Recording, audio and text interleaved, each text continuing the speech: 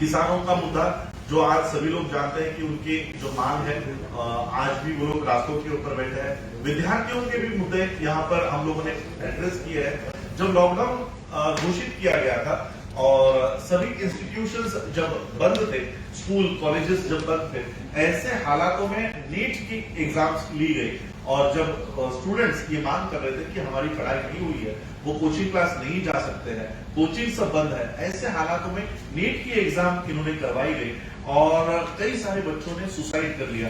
तो ऐसे विद्यार्थियों को भी एक प्लेटफॉर्म देने की जरूरत है, जिसको हम संविधान सुरक्षा आंदोलन के माध्यम से ये मंच हम उनको दे रहे हैं। न्यू एजुकेशन पॉलिसी, देखिए मैं हमेशा एक बात कहता रहता हूं कि जब पूरा वर्ल्ड क्लोज हो चुका था, लॉकडाउन हो चुका था, भारत की संसद उस समय 2-2 बजे तक कानून बना रही थी और वो कानून कोई कोविड से बचने के लिए, पैंडेमिक से बचने के लिए नहीं बना रही थी। इसी लॉकडाउन के दौरान इन्होंने किसान बिल इंट्रोड्यूस किया, न्यू एजुकेशन पॉलिसी इंट्रोड्यूस की, लेबर लॉ इन्होंने इंट्रोड्यूस किया।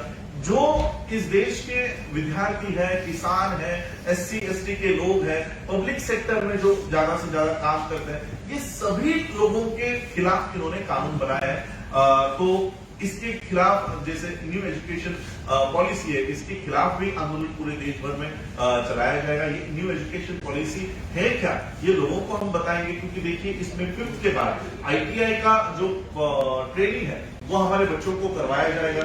यानी फिर से वो मनुवाद की सिस्टम को रिवाइव कर रहा है कि कारपेंटर का बेटा या कारपेंटर ही बनेगा, इलेक्ट्रिशियन का बेटा इलेक्ट्रिशियन बनेगा, क्योंकि 5वीं के बाद उनको इस तरह की शिक्षा दी जाने वाली है। हम हमारे बच्चों को IITian बनाना चाहते हैं, ये हमारे बच्चों को ITI में डालना चाह रहे हैं। तो न्यू एजुकेशन पॉलिसी का भी हम विरोध कर रहे हैं। लेबर लॉस, जहां बाबा साहब अम्बेडकर जी ने 16-16 घंटे की नौकरियों को 8 घंटे में उन्होंने कन्वर्ट कर दिया गया था, उनकी ग्रेचुटी हो, उनके पेंशन हो, ये सारे कानून बाबा साहब अम्बेडकर जी ने बनाए हैं। आज उसी को रद्द करके 8 घंटे की नौकरी को 12 घंटे के नौकरियों में कन्वर्ट कर दिया गया है। फिर से किसी भी एम्प्लॉय को कहीं पर भी अपनी कंप्लेंट दर्ज करने का अधिकार नहीं होगा। तो ये एम्प्लॉयज के साथ भी संविधान सुरक्षा आंदोलन खड़ी है, लेबर्स के साथ खड़ी है। तो ये सारे, और एक मैं बौद्धों का एक मुद्दा बताना चाहूंगा। लॉ मिनिस्टर कहता है कि अगर कोई भी व्यक्ति, SC ST का व्यक्ति अगर धर्म परिवर्तन करता है तो उसको मिलने वाला जो आरक्षण है वो हम उनको नहीं देंगे। 8 दिसंबर 1990 को इंडियन गवर्नमेंट ने UN डिक्लेरेशन साइन किया है, माइनॉरिटी कमीशन को ये साइन करके दिया हुआ है कि इस देश में कोई भी जाति का, कोई भी वर्ग के लोग हो, अगर वो धर्म परिवर्तन करना चाहते हैं तो उनको सकारात्मक वातावरण इस देश में तैयार करके दिया जाएगा। लेकिन आज उत्तर प्रदेश में लव जिहाद के नाम पर सभी धर्मों के कन्वर्जन के ऊपर इन्होंने बैन ला दिया है। मध्य प्रदेश में क्या फ्रीडम ऑफ रिलीजन करके नाम दिया हुआ है। नाम इन लोगों ने जो लॉज है वो अच्छे अच्छे नाम दिए हैं, फ्रीडम ऑफ रिलीजन, और उस फ्रीडम ऑफ रिलीजन के लॉ में खुद रिलीजन का फ्रीडम वहां पर नहीं है। तो ये सारे एक्ट के, ये सारे कानून का हम विरोध कर रहे हैं। दूसरा एक बहुत ही भयानक कानून इन्होंने लागू किया है देश में, UAPA। तो इस तरह से ये कानून जो आवाज उठा रहा है या जो एजुकेशन कर रहा है उसको UAPA के अंडर रजिस्टर करता है। 20-20 सालों तक जेल में रखेंगे और कहेंगे कि नहीं, इसका UAPA से कोई संबंध नहीं था। तो ये पूरे आंदोलन को खत्म करने के लिए UAPA जैसे एक्ट, सेडिशन, हमने देखा कि हैदराबाद में, गुलबर्गा में कुछ बच्चों ने प्ले किया था जिसमें मोदी के ऊपर या गवर्नमेंट की टीका की गई थी। 5 साल के बच्चों के ऊपर सेडिशन चार्जेस लगा रहे। यानी जो कोई भी गवर्नमेंट के खिलाफ बोलेगा, मैं खुद जब वॉशिंगटन DC गया था और ट्रम्प उस समय प्रेसिडेंट थे, ट्रम्प के बंगले के बाहर वहां पर ट्रम्प के खिलाफ नारे लगाए जा रहे थे। यानी US में, यानी वर्ल्ड के सबसे शक्तिशाली आदमी का विरोध उसके घर के बाहर कर सकते हैं, उतना अधिकार US के पास है। तो क्या हम अपने स्तर से इस देश के प्रधानमंत्री का विरोध नहीं कर सकते? क्या हम गलत नीतियों के ऊपर बात नहीं कर सकते? अगर हम बात भी करते हैं तो सेडिशन के चार्जेस लगा रहे हैं, UAPA के अंडर बुक कर रहे हैं। तो ये सारे कानून जो इस देश के डेमोक्रेसी को बर्बाद करने के लिए, लोकतंत्र को खत्म करने के लिए इन्होंने जो बनाए हैं, ये पूरे देश भर में इसका विरोध करने का काम और पूरे देश भर में एक एजुकेशन हम लोग ये खड़ा कर रहे हैं। तो ये सारे मुद्दे संविधान सुरक्षा आंदोलन के माध्यम से हम कर रहे हैं। तीसरा मुद्दा है पब्लिक सेक्टर को बेचना। अब नरेंद्र मोदी इस देश के प्रधानमंत्री कहते हैं कि गवर्नमेंट जो होती है ये बिजनेस नहीं करना, ये बिजनेस अब कोई नहीं करेगी, कोई भी बैंक नहीं चलाएगी, कोई भी पब्लिक सेक्टर नहीं चलाएगी, एयर इंडिया नहीं चलाएगी, रेलवे नहीं चलाएगी। तो फिर संसद में आप करोगे क्या? संसद में आप लोग 365 डेज और 5 साल आकर वहां बैठने वाले हो, तो संसद में पॉलिसीज किसके लिए बनाने वाले हो? क्या सिर्फ अडानी और अंबानी के लिए पॉलिसी बनाओगे? जब आपके पास पब्लिक सेक्टर ही नहीं होगा तो आप पॉलिसीज बनाओगे किस लिए? क्या जय श्री राम के नारे लगाने के लिए पार्लियामेंट पर खोली गई है? तो हम लोगों को ये पब्लिक सेक्टर का जो ये प्राइवेटाइजेशन कर रहे हैं और इसके डिसइन्वेस्टमेंट कर रहे हैं, एलआईसी जैसी कंपनीज का डिसइन्वेस्टमेंट 74% डिसइन्वेस्टमेंट कर दिया गया है, जबकि संविधान ने कह रखा है कि 49% के ऊपर डिसइन्वेस्टमेंट नहीं करना है। 74% तक ये लोग जा रहे हैं। एलआईसी आज जब एक सामान्य आदमी एलआईसी के भरोसे पे पॉलिसीज लेता है, आज वही पॉलिसीज हमको रिलायंस की लेनी होगी, टाटा की लेनी होगी, बजाज की लेनी होगी। तो ये सारा देश ये टाटा, अंबानी, बजाज इन लोगों को बेच रहे हैं जिनको डिफेंस का नॉलेज नहीं है, जिनको कोई डिफेंस का नॉलेज नहीं है। ऐसे अंबानी को इन्होंने राफेल का कॉन्ट्रैक्ट दे दिया है, राफेल का कॉन्ट्रैक्ट दे रहे हैं। तो ये पूरा देश ये लोग सिर्फ ये कुछ घरानों के लिए ये काम कर रहे हैं और ये कांग्रेस के ऊपर टीका करते हैं कि कांग्रेस घरानेशाही का काम कर रही है, तो घरानों का पक्ष है। तो आज ये 4 या 5 घरानों के लिए 365 डेज काम कर रहे हैं। मोदी जी कहते हैं 18 घंटे काम कर रहे हो, 18 घंटे काम करके आपने -24 जीडीपी लेकर आए हो। क्या ये आपका 18 घंटे की नौकरी है? क्या ये 18 घंटे काम करके आपने बांग्लादेश और नेपाल से इस देश को नीचे लेकर आ गए? तो आज जीडीपी देखिए, एक तरफ भारत का जीडीपी -24 के ऊपर जा रहा था, उसी समय अंबानी सबसे अमीरों की सूची में 7वें क्रमांक पर आ रहा था। ये कैसा इम्बैलेंस है कि देश नीचे जा रहा है और अंबानी ऊपर आ रहा है? अगर देश नीचे जा रहा है तो अंबानी की भी इनकम कम होनी चाहिए थी, लेकिन इनकम अंबानी की बढ़ रही है और देश की इनकम कम हो रही है। तो ये पता चलता है कि देश की संसद 18 घंटे किन फैमिलीज के लिए काम कर रही है। तो हम लोगों को ये विरोध करना है। आज किसानों की जमीनों के ऊपर इनकी नजरें हैं। पब्लिक सेक्टर की जो बड़ी बड़ी बीपीसीएल हो, एचपीसीएल हो, इसकी रिफाइनरीज आप देखो, एकड़ में मुंबई में जहां पर 2-3 लाख रुपए की पर स्क्वायर फीट रेट चल रहा है, वहां पर मुंबई में इतनी बड़ी बड़ी रिफाइनरीज है, इसके ऊपर इनकी नजरें हैं। ये रिफाइनरीज बेचकर ये वहां पर होटल्स बनाएंगे, वहां पे रिक्रिएशनल थिंग्स सब शुरू कर देंगे।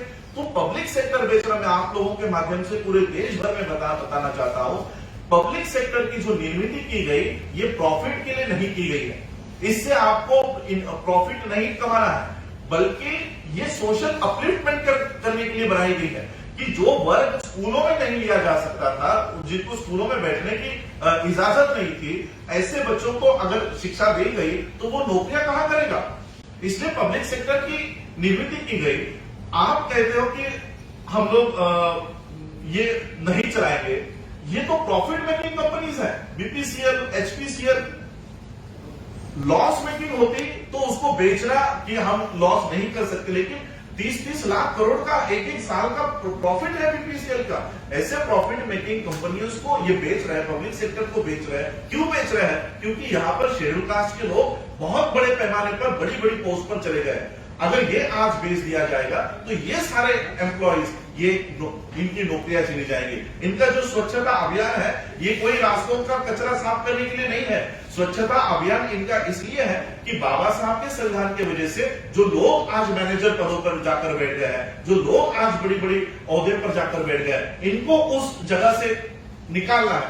यह है इनका असली स्वच्छता अभियान। और इसलिए हम संविधान सुरक्षा आंदोलन के माध्यम से इन सारे बातों का हम विरोध कर रहे हैं। ईवीएम का मुद्दा हमने भी हमारे एजेंडा के ऊपर है। आज देखिए बंगाल में इलेक्शन चल रही है, वहां पर बीजेपी के विधायक जो पूर्व विधायक है उनकी गाड़ियों में ईवीएम मशीन मिल रही है। सुप्रीम कोर्ट ने 8 अक्टूबर 2013 को ये स्पेसिफिकली ऑर्डर दी है कि ईवीएम जो मशीन है ये भरोसे के लायक नहीं है। अगर आप ईवीएम से चुनाव करवाना चाहते हो तो एक स्लिप वहां पर होनी चाहिए। आज सुप्रीम कोर्ट, वही सुप्रीम कोर्ट जिसने ये ऑर्डर दिया है, वही सुप्रीम कोर्ट कहता है कि चिट्ठियों की काउंटिंग नहीं की जाएगी, तो फिर ईवीएम मशीन से वोट लेना कहां तक मुनासिब है। तो हम ये सारे मुद्दों को लेकर पूरे देश भर में हम ये एजुकेशन चला रहे हैं, जिसमें सभी धर्मों के जो बड़े बड़े हेड्स है वो हमारे साथ है। मौलाना सज्जाद नुमानी जी जो all India Muslim personal law board के प्रवक्ता भी है, ऑल इंडिया भिक्षु संघ के हमारे साथ भगत आनंद है, अकाल तख्त का भी हमको सपोर्ट मिला है, हमारे साथ हाईकोर्ट के जज, पूर्व जज भी यहाँ पर इस कमेटी में है।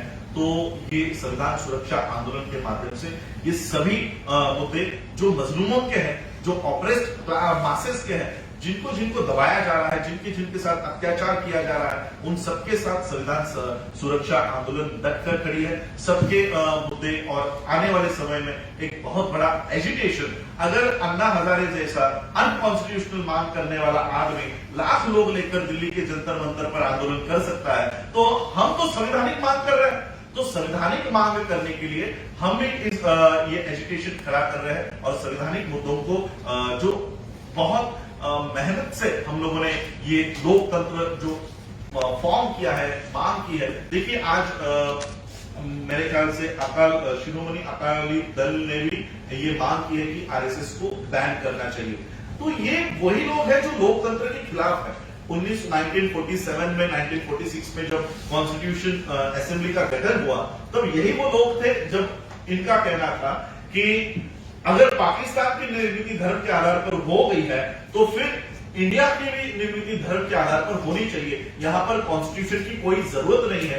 ये आरएसएस के वो उस समय मांग कर रहे थे कि भारत में संविधान नहीं होना चाहिए और भारत को लोकतंत्र नहीं बनाना चाहिए। और आज ऐसे ही लोगों की सत्ता इस देश में है, तो वो वही कोशिश कर रहे हैं कि इस देश में संविधान नहीं होना चाहिए और लोकतंत्र भी इस देश में नहीं होना चाहिए। लेकिन इस देश को लोकतांत्रिक देश बनाने के लिए, इस देश को आजाद कराने के लिए हमारे पूर्वजों ने जो कुर्बानियां दी है, उसको बचाना ये हमारी जिम्मेदारी है। फार्मर एजुकेशन से, किसानों के आंदोलन से ये कॉन्फिडेंस आज सभी लोगों में जाग गया है, विद्यार्थियों में, कर्मचारियों में। बैंक कर्मचारी, हमने देखा कि बैंक ऑफ महाराष्ट्र और कई सारे पब्लिक सेक्टर बैंक्स को जब बेचने की तैयारी शुरू कर दी, बैंक ऑफ महाराष्ट्र के एम्प्लॉइज ने बैंक्स बंद करने का ऐलान किया और वो बैंक्स 3 दिन बैंक स्ट्राइक भी चली। तो आज बैंक के लोग, बैंक कर्मचारी भी इस आंदोलन में शामिल है और संवैधानिक हक और अधिकार को बचाने की लड़ाई में हम सभी शामिल है।